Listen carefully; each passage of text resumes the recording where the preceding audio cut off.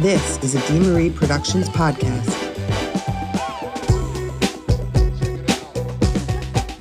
Does Frank have his tight shot? Yeah, trust me. Camera A is on. Do you ever dip into Philly accent? Yes, if I get angry. Angry? Yeah. Yeah, angry, loud, or drunk. Mhm. And I'm all of a sudden I'm from Oh, fucking drunk too. New York. Yeah. Oh, God. The Philly accent is so bad, too. And I worked so hard to get over it. Water, hoagie. I've been really Philly lately. Coke, like long vowels. Coke. Real long vowels. Yeah. And you don't say vowels, you say vowels. Vowels. Towels. Well, I think that this episode we're jumping into the topic of there's no I in team. No, teams. Well, how do you think of teams? There's so many ways to think about this and talk about it. Yeah, well, I think that this is particularly a good topic for you because you have managed many a teams and you're very good at it. This is something that you excel at. Thanks. That I've learned a lot from you about, which is how to build a team, structuring a team, managing a team emotionally, and managing a team through productivity and just execution. And then there's also like personal teams. For me as an entrepreneur, you have to have a team, a board of directors. You have to have a board of advisors. You have to have people around you that you can trust and that, even if you think you're doing something independently, you probably aren't. And to be able to recognize the team around you that you've built intentionally or not, I think is an important thing for people who are starting businesses or trying to do something big in their life to acknowledge. And choosing who you, especially in your side of things. My side is more like, I don't always get to choose the people on my teams, right? Sometimes I do. Sometimes I'm building them from scratch. I've done that before. Yeah, like when you are the top dog, how deep down are you getting interviews with these people?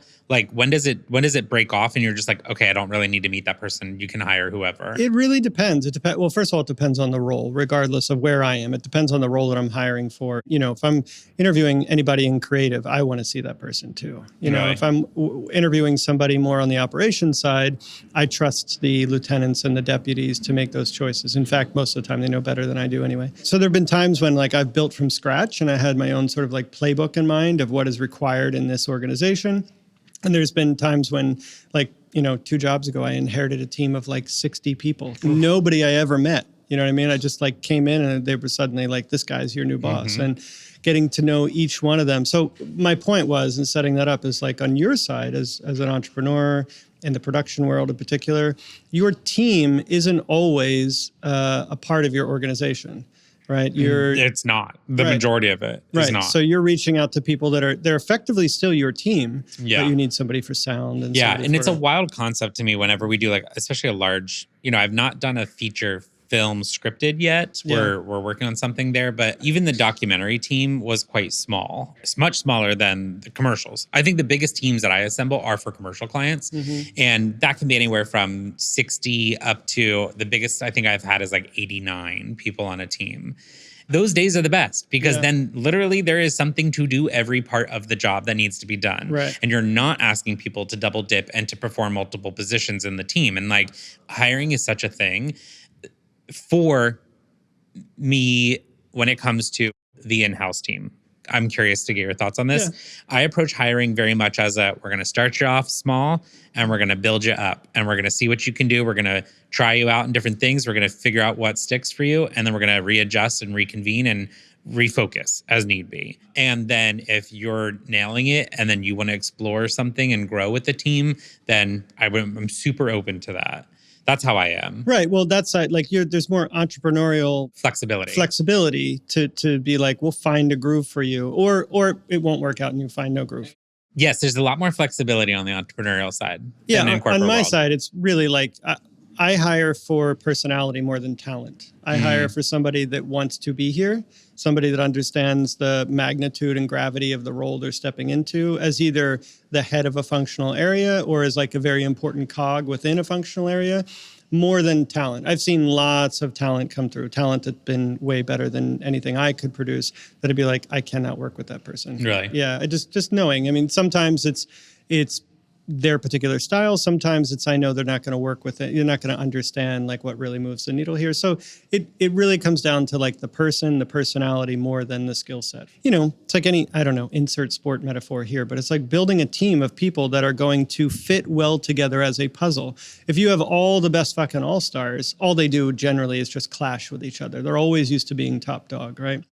They're always used to being the person who's in charge of whatever. But if you pick people that are like eager to be part of something larger than themselves, that was the case at a place like HelloFresh. 92 people, 95 people on my team, organizationally. Each one of them was like in its own way, sort of like carved to fit together. Yeah. And they were all, fantastic team. That's the part of HR that I think I would like, is the idea of being like, I know this team, you would fit well on this team. Like thinking about the personality matches of a team. Because with a team, right, when it comes to career, or not careers, but any business, you do need to have a match of skill and personality. Yes. Oh, yeah. The skill has to be there for sure. I don't mean to say that like I'll take any really nice person off the street. I mean, the skill has to be there at a minimum level, to contribute. Because also, going back to the original question, it was like we don't have time for people to find their spot. You can't come in as, senior copywriter and be like, well, that didn't really work out. I want to be a photographer. Or I want to bounce over to the other. You were hired for a role because we had a need, and we probably have 7 projects backed up waiting for you to get here, waiting for you to be able to get up to speed on the tone of voice and how we talk about the brand. We don't have the luxury of like letting you just sort of like find your personality here. You got to really get into it and start contributing. And sometimes, you'll see a lot of these like 90-day contracts with folks where 90-day no fault separation. And I've exercised a few of those on like day 87. Yeah. Really? Where we've... So wait, what is that? I don't know what that is. Like the first 90 days, I don't know. You really need to talk to somebody in HR, but as a team lead, I was always told you have the first 90 days in which you can sort of like no fault separate from somebody. And I haven't... That makes perfect sense. It does for both, right? And I haven't strung it along because I'm trying to like milk the most out of them before getting rid of them. I'm taking it right down to the wire. Can we work this out? Sitting in rooms. You're very fair with that stuff. Yeah, I know it feels very shitty to be on the other side. And I've been in roles younger in my career where I've been like, man, I'm really fucking this up, or I'm not fitting, or I'm not getting it. And like, I would like the benefit of the doubt of somebody to say, look, let's start over again. Let's pretend that we never met each other and reset right now, right? Because then, if nothing else, if it still doesn't work out, I sleep peacefully at night knowing that I had like a real hard reset and it still all went to shit, For me, when I hire somebody on my team, it's really intimate. Like it's a lot more personal because we're so small. For many, many years, it was like you were coming to my apartment. You were sitting on the edge of my bed. Like there was no room for like, no, HR will or accounting will take care of this. It's like, girl, that's me. Like I'm everything. Yeah. And so, but here's the thing. That's how I was raised in my career. I only have ever really worked on small teams. I got lucky. When in production, the company that I worked for before starting Deamery was 4 people. And one of them was the owner, I enjoy having the small but nimble crew that I have in-house. And I love when I get the opportunity with budget to hire a big old crew. Like I really enjoy that team dynamic. Do you have a structure of a team that you prefer, small and nimble or big? And it's funny, when you said that about like the intimacy in a small team, my brain went to thinking that like, when I'm talking about being at like HelloFresh or something and having like 90, 95 people, that is not a flex. That's actually not a good state. It's not a good state to be in charge of like damn near 100 people, right? Like, first of all, it takes your attention off your job in the business to not to speak of whatever is outside of work, but also internally, your job is just making those people like get along, see eye to eye, the creative director, the production team, the photographer, like you're managing. Every one of them, you're like a goddamn therapist, right? You're like, okay, I understand where you're both coming from. We need to find a way forward. So I prefer teams where there is way leaner, like perfect size to me is like 20, right? You have 20 and everybody knows their area and it has autonomy and responsibility for their area. And it's like, all I need to check in is your area okay? It's kind of like NASA, right? NASA and the shuttle's about to take off and they check in with every area. Your job is to say yes or no, right? I don't need the detail. Is it going okay? We got it. We're good. My dad will say, you don't have to tell me how the watch is made. I just need to know what time it is. Right. When he said that, I was like, damn, that's a good one, because I will often go the longest route possible to tell you we're good. You know what I mean? I've been so guilty of that in my career. So guilty. Where like out of insecurity, when I was more junior in my career and I would take it to my boss or his boss or whatever, or her boss. And I would say like, I need to show you 24 slides of why. And they're like, I got time for like half a slide. But walk me through it. The opposite of what you're taught in school with math. It's like, show us the work. It's like, no. I just need the final It is. But I think that's part of your job as a leader also. Like we talked about this earlier, but I'll start with my teams and say, give me the executive summary before I ask for any detail. And any detail, throw it in the appendix of a deck. Like I need to see 8 slides, nothing more. Have you ever taken any sort of course about how to manage teams, or is everything that you know just through your experience?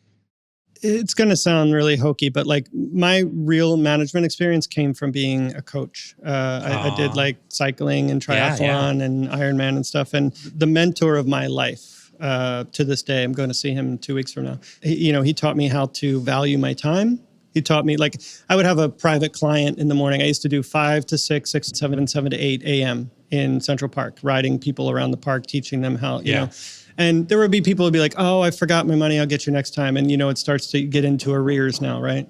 He taught me to value my time and like, no. You're coming out here and I don't care if you charge $10 or $50 or $100. Like you make sure you get your money because that is your time. And he taught me how to, how to have a personality. You're riding around the park. You're on a bike, right? This is an odd experience. You're riding a 6-mile loop around Central Park. 6.2.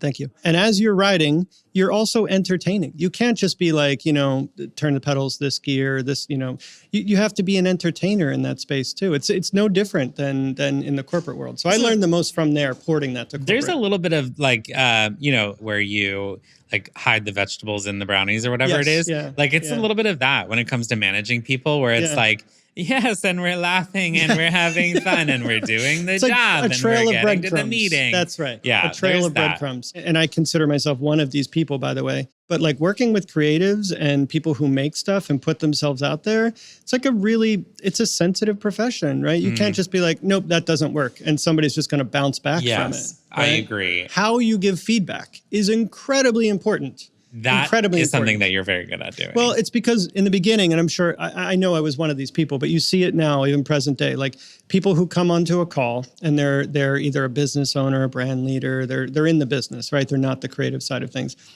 And they feel like, all right, finger crack, somebody's asking me for my opinion. I need to be sharp. I need to be like decisive. I need to be like some kind of fucking reality judge in a moment. When in actuality, no, you don't. Yeah. Has it met the brief? And let's start to talk through the ways that we're going to get these two sides joined, right? Totally. So I learned that over time. I learned it from some amazing people, William Espy, brand voice from Chipotle. Like how to give feedback is its own skill altogether.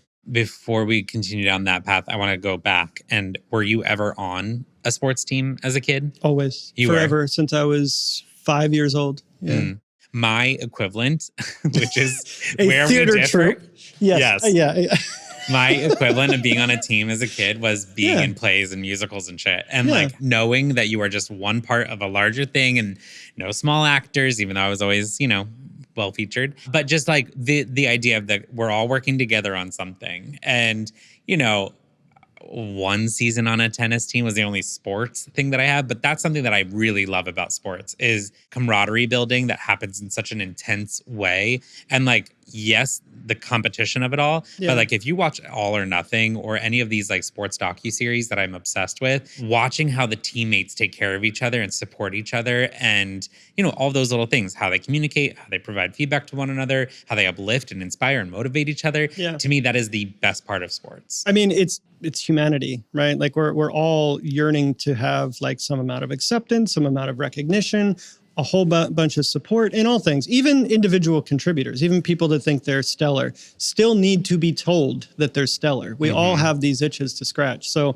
I think being a good leader is finding these sort of unlocks person to person. Off camera, I can tell you a bunch of people and how, like people that we know in ways that I felt, I think I figured it out. I think I figured the way out into this person to get more where I personally want to go and to have them feel also like valued and contributing. I have seen in real time you manage multiple people on a team differently with different approaches.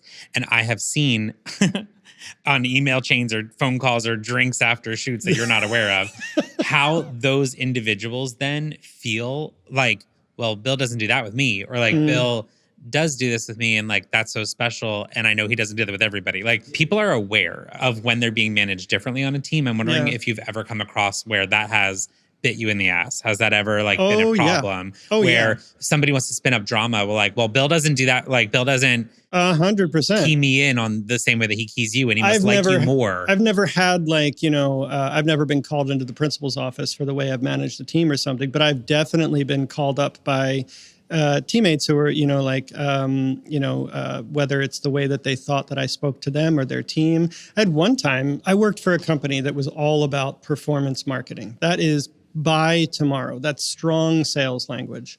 And I had the group of writers, or 5 or 6 writers on my team, and we went through a round of feedback. And honestly, in hindsight, even as I look back, it was fairly benign. I just guys, this is not getting to the point. This is not, you're nipping at the edges. The next day, they all called out, all 5 of them, right? All 5 of them decided they were going to have a virtual walkout because they didn't like the feedback. They didn't like the direction that I was taking that. Yeah, it happens, but you can't, it's not a time. Line them even up, though fired. That's what you think in the moment. That's how I felt in the you moment. have to get past that, I understand, Yeah. but my God. And even I look back on it, several years ago, I look back on it and I think, no, I was still right in that situation. And I'm not right in all the situations, but I was right in that one. The way forward is still to find community and some kind of I'm not going to put up with bullshit, but we do want to try to make this work. Well, and I think that you're often in a position where you're the team leader. Yeah. You're captain, you're coach, you're up there. Yeah. I have that as well on my side of things, which is why I look to use a lot of the same people over and over again. And we've talked about this before, but building out a team is something that I think commercial clients don't value as much as I wish that they would. We just assume. I'll say I just assume. I know that in hiring you, I'm confident in everybody that's going to be on set. I appreciate that. But when people want to start to pull the levers, and for us, when we're doing a commercial or any sort of project that's film-based, the director is another kind of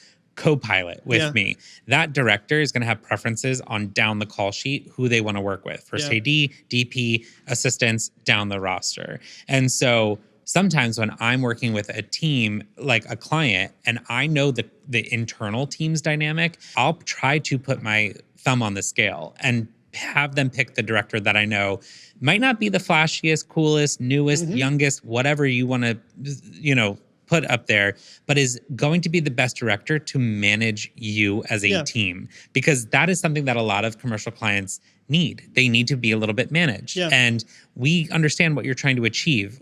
Trust us. Let us execute that for you.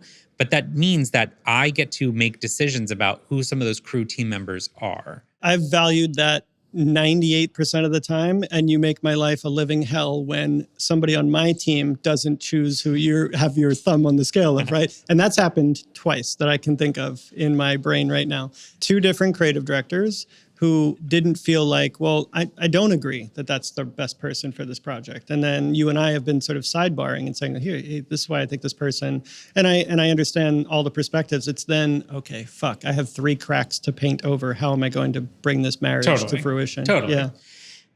At the end of the day, the client is the client. So the client gets what they want, but I've learned when to push, and then I've learned when to let it go. And ultimately I can work with whoever and whatever, but then maybe it's not going to be the most fun that we've had on set. Or maybe I'm going to not be as relaxed and confident going into it because you're bringing in somebody that, or you've chosen somebody that a wild card is a wild card for all of us. Yeah. And for me as a producer, my job is to reduce risk. My job is to execute and get you what you need in the deliverables. Right. And so if we're dealing with wild cards and high risk people or new people that for me, I perceive as a risk, it does make me a little bit more anxious going into projects. Which, by the way, I probably should have started that last piece a little differently to say that I appreciate that about you. And that's why we continue to work together. I've worked with, 10 plus or minus other production partners over my career, probably more than that. And not that they've, everybody's been terrible and you've been a godsend. You can say that.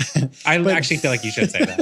I feel like you don't say that enough. I don't say it enough. Yeah. But, I appreciate the ability to not only push back with you, but sometimes you and I have had not even disagreements, but we saw it differently. And we're going to figure it out and just move forward.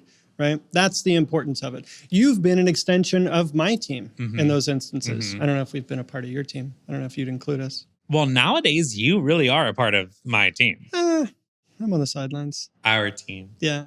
Actually, I love working with you as a team. We've never gotten to sit on the same side of the table until this podcast. I know. And yet we work so differently, but I do think it's complementary. Agree. Yeah. We would have had words already if it wasn't. Well, that's why I went and sat in the hall for 20 minutes when I first got here, because I was like, That's Frank at a 10. I'm going to need Frank at a 6. So I better go out. And I know when you're at a 0 and I need you, buddy, up at least a 6. Oh, Amelia knows when I'm at a 0 too. Yeah. Okay, let's talk about how teams that are not working out, truly, when do you like self-eject? Like when do you just be like, hey, this isn't working out, I gotta go. And not try to salvage it. The first reaction is to try to make anything work. But then there are times where you must have been in situations or on teams where you're like, I don't see the exit here. Honestly, it usually comes from the other direction. I see myself sitting in the center, and everything to the left is upper management, C-suite, and everything to the right is my team. Everything to the right is my responsibility. Figure it the fuck out, honestly. Unless it's just absolutely unfigure outable, and then I work with HR and I say, like, this person, it's just not, we need to figure out a solution. But it's that left side that's so difficult. COVID, for all that it created and all the mess and everything, for some companies it was really kind of beneficial. It aided in their business, not COVID itself, but the conditions around COVID. There was this real mercenary approach to hiring and firing at that time. And we were given sort of a directive as team leads to clear out the lower ranks of our team, make full use of remote work wherever we can find it around the world, around the country, and bring the best of the best on board, which in and of itself sounds like somewhat understandable, somewhat reasonable. It happened very quickly and happened to, some lives that weren't expecting it. And then it was all reversed. COVID went away, and then suddenly it was, well, these remote people that are living far afield need to get themselves into the office, need to relocate to New York. And so as a leader, those are conditions that are really, really hard to manage. You're morally and ethically against it before you even put it into practice. So that was probably the toughest. And it wasn't a hit the eject immediately. It was just like, maybe my values aren't valued in this situation. Maybe, we went through BLM first, then Asian hate second. And I was on the phone with my team answering and ask me anything. I was way out of my depth, way, way, way out of my depth. And hopefully, thankfully, whatever, I didn't say anything that was hurtful or anything in any way. I just tried to do my best to try to help some people navigate that situation, including me. There are times where when I build a team out, I get very protective over people. And I am like a bear when it comes to protecting my teams from something like COVID, like a non-specific threat, but then there's oftentimes where clients, if clients are being too harsh to my team, I don't like that. I always kind of joke, I'm going to drop my please and thank yous. And I should be the rudest person on set. And if you're ruder than me, I'm not going to do well with that. I know. I usually walk around this room and say, please, after you've walked away. And then I say, thank you. And you notice how it doesn't change a goddamn thing. I think they all like me better. But anyway, yeah. I don't think you're wrong. I do get very protective over teams. Do you ever run into that? Yes, absolutely. Absolutely. Especially teams that I've quote unquote built, right? That I've selected these people to be on the team and I saw the purpose and the good and everything that they're presenting. I think about one thing in particular. I went to bat for Jamie Gibriano, right? Yeah. Jamie was probably at the time, she was like a associate director or something. We were hiring for creative director. And I was, going through interviews and handling this with my boss. And, he had his own designs on it. And importantly, this is a story about my own stupidity, right? But protectiveness is, I went through all these interviews only to realize the creative director I was looking for was Jamie, right? That was the person. I was holding this model up to these strangers on the street. And Jamie just sat there sort of quietly waiting through, patiently for me to stop being a dipshit and make her the creative director. I did that. And then the organization didn't want to recognize that, financially. And they wanted to wait. And then the big at bat came. Then going to bat for her and she for herself too. But I fought some tough fights on that probably did, I got a few scars from professionally. But I felt first of all, it was my fuck up not to do it in the first place. And so I owed her that. And she was stellar at what she was doing. That's the interesting thing about being a leader on a team is that you have only a certain amount of political capital that you can spend on behalf of your team. And to know when, I'm sure that you have people you're senior who are like, you got to cut this person, this person, this person, and how much can you fight for those to stay, or if you disagree with that decision. And I think that can be really hard for people. They might take it really personally if they're like, well, you didn't fight hard enough for me, and it's like, my hands were tied. Yeah, look, I mean, I want to answer this question, but come back to you about it. I'll just say real quick that I don't expect anybody to ever be in my brain and in the conversation I just had about them or their career. So I'm not coming back to the, leaving the conference room, coming back to my desk and looking for the pat on the back or the hug and the thank you. They don't understand that, and nor do they need to or should they. I just hope that I have somebody looking out for me, above me, the way that I'm trying to look out for them.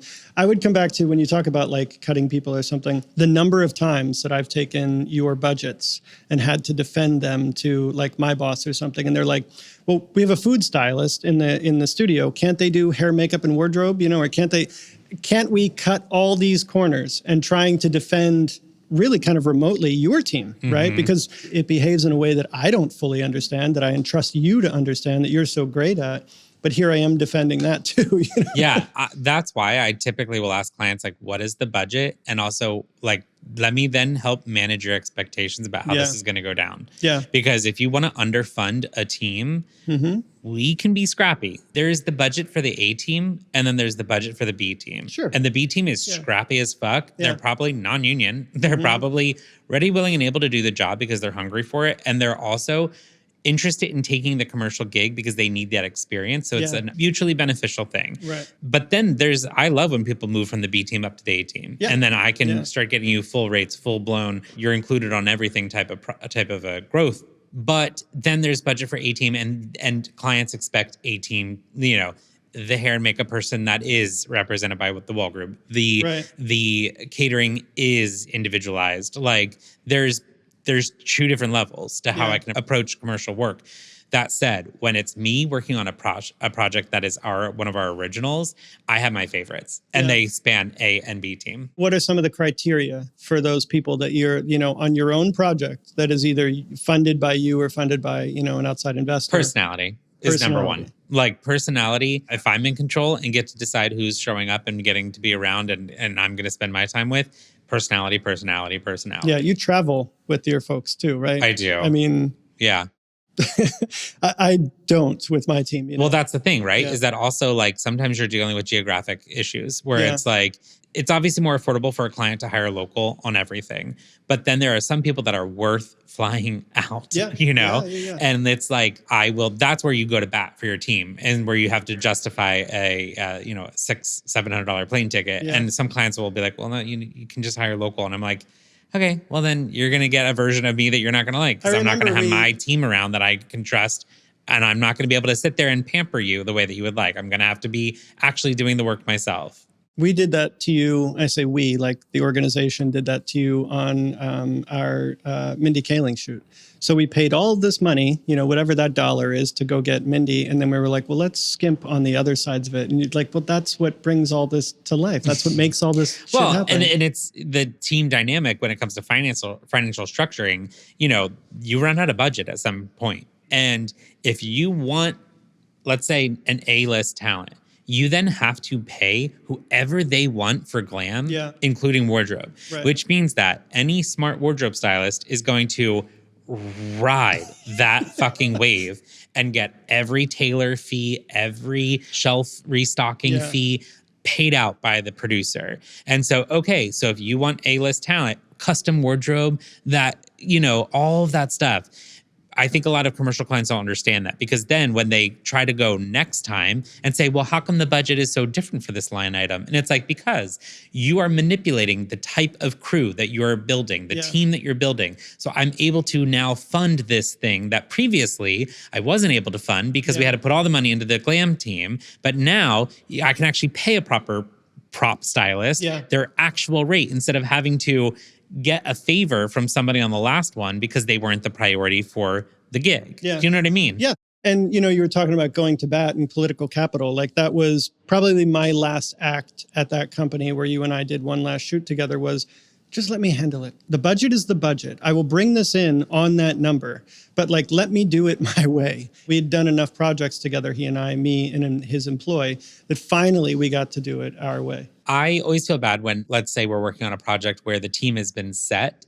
And so therefore, okay, cool. I'm feeling comfortable as a producer. I know the budget. I know how I'm spending it on, who I'm spending it on. But then the project itself dictates that I hire additional people.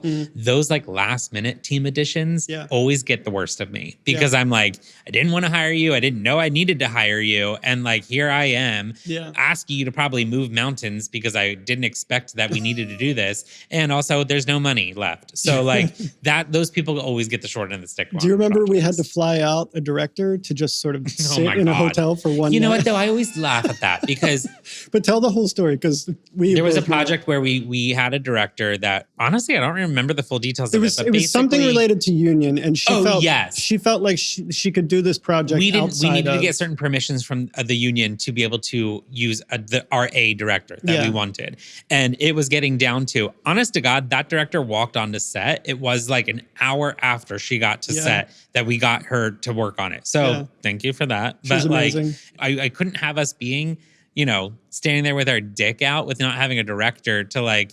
And so we did a pre-pro the night before with the... we totally ran it as if the B director was going to do the gig because we wanted them to be just as prepared as the A director. I don't even like to think about how that would have gone down. I mean, we would have all carried it through and made the project a success, but...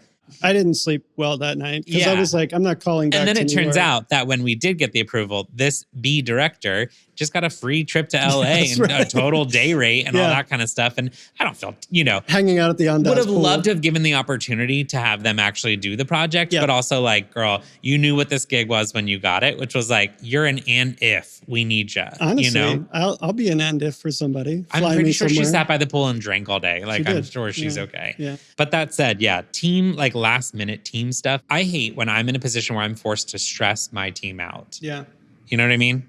Yes. And I think we've done that to you a few times accidentally or, incidentally, like in a way unintended or, changes that happen. But I think you're a real commander on set, which is why like once we do get there, we can just set it and forget it. It's like, let's just enjoy this. I always tell people, like, I hire people that I know will show up and do their job so that we can all enjoy ourselves. I love what we do. Like, I like having fun on set with the team that we've built. When I see that little jean jacket come through, I know business is about to happen. I make sure I'm sat where I'm supposed to sat. Because you already kicked me out of my seat once. And then I just wonder, like, what's our rap event going to be? Oh, it's going to be fun. Also, team building. Let's talk about that. Yeah. What's like the craziest team building thing you've ever done? Oh, no. What? I don't do team building. We're not doing trust falls and shit. Yeah, I'm not that person. I'm not the camp counselor. Yeah. Right? I am. I love. My team building is to share a bit of tea in the background. I'm not even saying that this works. I'll just say that like I think it has. But to bring somebody in, I've always been in a situation where the people above me have been tight-lipped. I know that my boss didn't agree with a couple of decisions that were handed down to him that he passed on to me, right? But he didn't tell me, he didn't give me a direction either way to say, look, maybe not the way I would do it, but here we're both doing it, right? He would just be like, no, you got to do this. And I would fight back and no, we'd have to do it. And then I'd at least turn to my team and say like, look, guys, no, this is not my company. I don't get to make these choices, but we're going to make it as pain-free as possible by trying to do such and such or whatever. The other thing is, I'll say, maybe this is a more interesting answer, is shoot related, right? For me and you, I've always tried to bring younger, less experienced staff onto shoots with us, even and hopefully just to sit quietly in Video Village, but learn through observation like I did, hopefully, maybe like you did. We're like, look, we don't really need your skill set here. It's already baked. And frankly, none of us need to be here, right? But we're here to experience and to try to help. And you are even, a few rows back. But this is invaluable experience that you'll look back on 10 years from now and be like, oh, that was cool that they brought me to that commercial. And I hope that people remember that about you. I hope that. You know what I mean? Yeah. Because I've stuck my neck out a few times as well. Yeah. And sometimes I hope that people remember that stuff, and sometimes I know that went right over their head. We have one of those, right? Yeah. No, we won't go down that. I just mean that I've seen people working on your teams, both who have been less appreciative than I would have thought they would be, and people who have been wildly appreciative and loyal. So it's kind of like, remembering your favorite teacher. Like, I hope that people remember like whatever project that they were involved with Deamery. I do hope that people be like, that was a good team. Like that was a good, they were on their shit. Doesn't always work out. Sometimes people just have bad days, but yeah, I think they do. And I mean, but think about it yourself. Like, how often have I reached out to somebody who's done something meaningful and been like, hey, weirdo message, just wanted to thank you for bringing me to that shoot in 2009 or something like that. I don't think it gets communicated, but I do think that like I've left some amount of a mark. I on would teams. imagine. I love team building. I enjoy. I know. The winery after. Not even that. For me, you know what my favorite team building things are? I like to give people little mini challenges in the middle of a shoot. So like I want a side quest. One time we were at the Andaz and the budget was $20, and they're in that hotel. They have these little stupid orange dogs that they're in each room, and everybody got $20. And I maybe dropped this on people. It was like 4 p.m. I remember and I was this. like 5, 6 p.m. We're having a puppy parade, and everybody decorate your dog that's in your hotel room. We're bringing it to the rooftop. Winner gets, and I came up with something for the next day on set. I remember this. That's my jam because it makes everybody like, it's like, oh, that's right. This is fun. Like, let's be creative. We are creative, guys. Like, let's be creative and throw a curveball, and it makes everybody giggle at everybody. And I love doing shit like that. Is that not also the same day where you and I went downtown LA, met 2 people for drinks on the rooftop, and then came back and we were late for the pre-pro? That tracks. It was good drinks though. There's so many things in this episode that we have to cut. I know. Well, that's all right. I can't believe that you're going to tell the Jamie story. Part of being a decent leader is like the mea culpa of like, hey, I'm sorry I was a dickhead and didn't see this sooner. I'm sorry. I literally said this to Jamie on a call. I said like, hey, I'm really sorry. Look, I owe you an apology. I remember having this call with her. They and we thought we wanted something else when it was right under our noses, and it became a very successful story. She just got promoted, right? She's doing an amazing job, still doing great work. I mean, I see that as like 2% owed to me because I recognized enough to open the goddamn door and let her go do what she was always going to do anyway. Have you been on bad teams? Oh, yeah, most of the time. And I wonder, now, but especially when I was younger. I mean, I've been on some really terrible teams led by really terrible people. And, you talk about pulling the ejector cord where you're just like, this person barely thinks I'm human, right? Like they're just like squeezing me for, Friday night at 5:00 and, you're starting to wind down your day. Was working at an agency at the time. And they're like, all right, hey, we're going to need everybody to come in all weekend. And you're like, motherfucker, like, if that is the case, and if that is my responsibility, you couldn't tell me that 48 hours ago. You just learned that at 5 p.m. on a Friday. No concern whatsoever for me or personal life or people that had kids or whatever, right? I mean, no, it was a terrible feeling. I've only had one job where the boss, I was like, I want bad things for you. I was like, you're not a nice person. Yeah. And she treated me like shit. And it was like, literally, she had me picking up her dog shit. And that was the day that I quit. That was the day I was like, yeah, we're not a match, babe. This isn't going to work out. I've been under a lot of leaders, or a lot of CEOs or bosses or whatever. And you do see the difference of people who lead with kindness and people who lead with anger and fear. And so I've seen a lot of managers of teams who will lead with fear. And, I do think that they get very productive results, and it's very direct language and it's harsh, but people are scared. So therefore they're so intimidated. I think fear-based leadership shuts down creativity in a way that kindness and compassion-led teams are going to inevitably foster collaboration. Yeah. And I mean, I should compliment the organizations I've worked for that have allowed me to do that. At HelloFresh, I had an amazing people leader, that made it so that we were able to do that I could go to bat for people. Like that is in itself a privilege, right? To be able to sit down with somebody and say, I disagree, as opposed to just take it on the chin and move on, dude, right? You're our team leader. You do what we say and you move on. I think that's also generational. At the time that I was younger and coming up, different from you, was a lot more of just eat shit, pay your dues, don't say a fucking word and work for as long as we tell you until we tell you to stop. The other thing that I do think that entrepreneurs can struggle with building out a team. I think there's this idea of I have to do everything myself or wear multiple hats.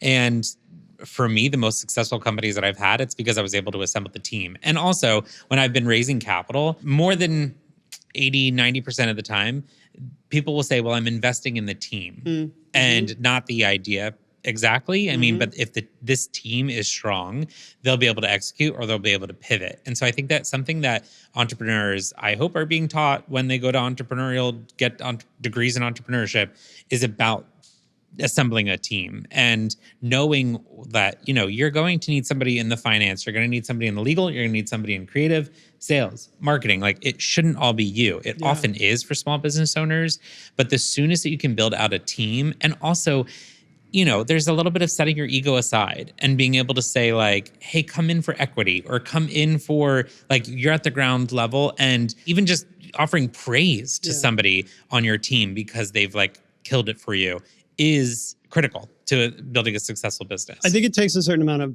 self-security, right? And an understanding of where you fit in your place. I worked with a person a while ago who, they told me they would never hire anybody that was better or smarter than them. And I thought that was like idiotic and the exact opposite. Yeah. I try to only hire people that are better than and smarter than me, because like rising tide lifts all boats, right? Their successes are my successes. Plus it's a better product and all that. So, I mean, I think you have to have the personal security to be like, look, I don't always need to be the smartest or loudest person in a room. I'm very comfortable to be silent in the corner while my team does their thing, plies their trade. Sometimes you like, if a budget is tight, the only thing that I can offer the team is credit. Like, hey, you're going to be able to get a real big title and a real big credit on this one because the rate's not there. So like, I have no problem. To me, when it comes to crew in Hollywood, that's the equivalent of, in business, like offering equity. It's like,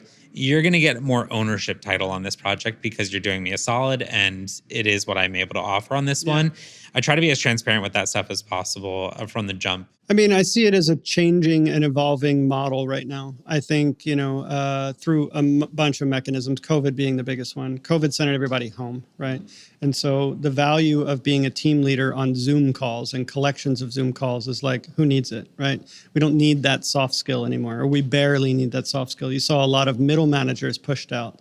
So you have either the executives going right into the creators, right? The doers, right? It's critical throughout my whole life. It's part of me being a better partner, being a better dad, putting up with your horse shit, right? Like, okay, calm down. It's a skill that I'm very proud of, and that I hope holds value still, but it's in question right You brought now. up something interesting about like the idea of being physically with a team versus virtual. For me, the happiest is when I'm with my team and we're 100%. making something together in person. I see the benefits of people working remotely, but I understand why corporations want to bring you all back to the office. Like, there is a different energy. There's a different level of productivity that happens when everybody's in the room together that I think even employees can admit to. Hey, actually, it's really nice to see you. Like, it's important to have those relationships in a team that like, are just like daily banter, or the person you say hello to, but like not like best friend at the office.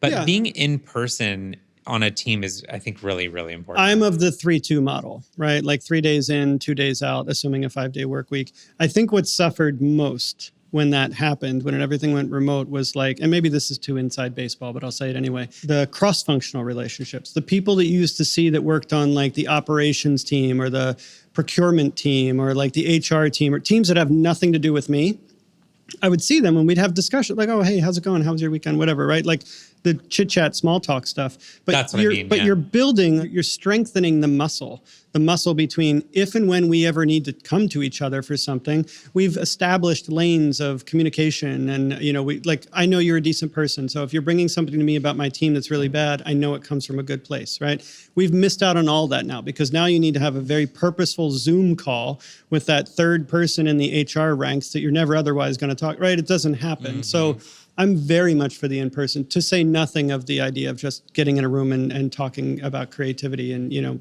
projects that we're working on and shit. How much do you like insert middle managers into teams? Like, are there levels of team building? Like, walk me through what is like a decent structure for, any company to strive for. Yeah, well, different for every organization, right? But my whole, most of my latter half of my career has been in building teams, which I didn't plan, just started to do it. Brought in once, brought in a second time, and so forth. But so being too dense is pointless, right? Being a manager of the VPs who are managing the directors who are managing, like, enough already, right? Not everybody needs like a an overseer of some kind.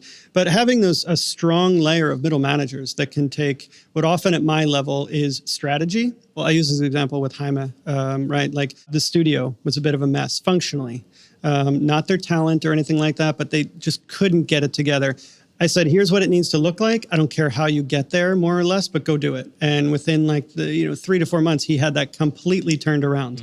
Great example of like, just get out of his way. He knows how to do that. He's done it before, So you don't need me and you don't need managers below him. You just need to give him the proper instruction, what it should look like, make yours look like mine, Yeah. And he went and he did that. So sometimes on the outside as a partner to companies that have like big teams, it can be a little bit like, okay, but who gets to make the decision? Like who am I actually talking to get the green light? And creative teams, that's really tricky because if you're meeting, and you wouldn't, but if you're meeting with a team of accountants, right, the most senior person or the most immersed person in that project would make the call, right? No, I've done this budget. It's my budget. Here's what the truth is. Yeah.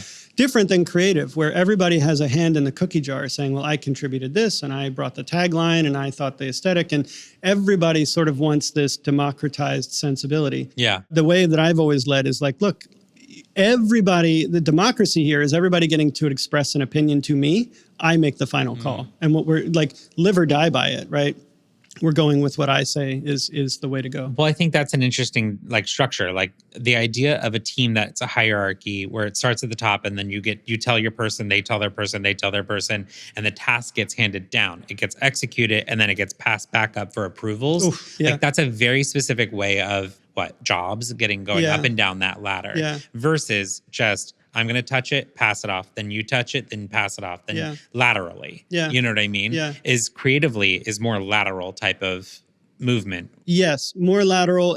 But the problem is that each of those people feels like they've put their indelible mark on that project and therefore have some amount of ownership and stewardship of the thing. Yeah. And what I've always said is like, bring all your arguments to me, right? It can be long form, short form. I'll sit in a room with you and you can tell me why you think this is the best script for this or whatever. At the end of the day, I'm going to decide and we're all going to abide by that, right? It's like the disagree and commit. We've both experienced that where somebody like, no, you stop asking everybody, just get to make the decision. Yep. The time has come. Yeah. And you don't need everybody in the room to feel safe, loved, and coddled and kissed on the forehead. Make the fucking decision. Let's move on. Like, that's that's the famous Don Draper line of that's what the money is for, right? Yeah. Like that you get paid to make these choices and to get shit off my plate. I've said that to people before in real moments of like, laying it all bare. Like, look, this is what you get paid for, is to take this problem off my plate because it has to be off somebody else's plate. So go figure that out however you need to. For me, that's when I'm like, I trust you to completely manage this. Yeah. I will say that when I'm just like, that's what the money is for. You said that to me the other day. I believe you. I totally believe you.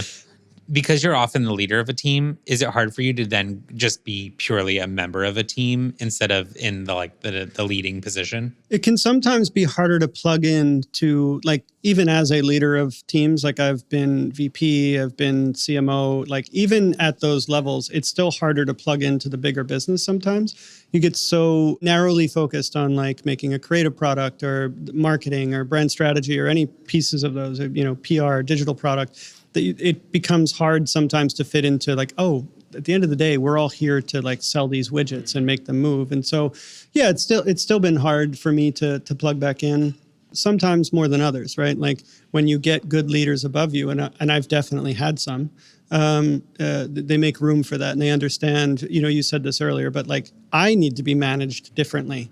I am not some of the people we know that were on like the growth team or some of the other, like they're a little bit more, they operate more like finance bros or something, right? They just have a different reward system and what they need and validation and all that. Mine is very different. Mine's all like the soft stuff. My bosses that have recognized that have definitely gotten more out of me and made space for me to fit into those conversations and fit into those organizations. Keep it or not, but Ed was great at that. Mm-hmm. Ed was great at saying like, he and I probably couldn't be more different, but he saw value and space for me to be there and doing what I was doing in contribution to his organization, Dominic's organization. And that was a very good example of somebody making the space for me and feeling welcome as a minority partner, For me at this point, it would be pretty hard, I think, for me to just be a team member and not the leader of a team. I'm now over about a dozen years into running my own companies, and an opportunity would have to present itself perfectly, like for me to consider going in-house anywhere or to have a boss again. You know what I mean? Yeah. Like, when's the last time you had a boss? What, like a decade ago? Yeah. Okay. And I loved that boss, and he was amazing. And like you said, life mentor, like lifelong mentor, like that guy was great. And I'm very grateful for him. But it's kind of a little bit like when you've been at the top of the mountain, the only thing left to do is jump and make your own, be your own leader. And like, that's what I did. I cannot imagine. And I've met some lovely people along the way that I love working with in different relationship structures. But for me, I do the best and I'm the happiest in my life when I get to be the team leader. Yeah. Well, you're right about having like reached a certain apex of something. For me, it's like, if I'm not going to be in charge, like if I'm not going to be in the driver's seat, I need to be in the passenger seat reclined with a blanket over me sleeping, right? I can't co-drive this thing. Like it's very difficult having owned that decision making to go back to being in a situation where you don't, you know, and I think that's just human nature. But you know, what has been interesting actually is because of COVID and everything slowing down so much, I will kind of like guest star on other crews as not the producer, but as like someone lower on the totem pole, because it's like a short-term project of something or two. Yeah. And I purely am the fucking personality hire, and I'm just there to create the ambiance. I ain't lifting a box. Like I'm not a great PA, you know what I mean? But there's been something really fun lately about going on to other people's productions, not at all being the responsible party, and just being like, catering, what time's catering? Like I love it. Very freeing. To go back and not be the one that's holding the keys for it, right? Like, yeah, for sure. Frustrating in some ways, very validating and freeing in other ways. Where you just couldn't do it, fuck. Like could not go in-house. I couldn't see myself going in-house somewhere, and I really couldn't see myself having a full-blown boss. But friends who have production companies, then they needed a handout for the day, I'm your girl. For sure. For sure. We're a good team. Let's keep this going. Let's grow it. This is a good team. The pod team is 10 out of 10, guys. Yeah. Very pleased. You should say thank you.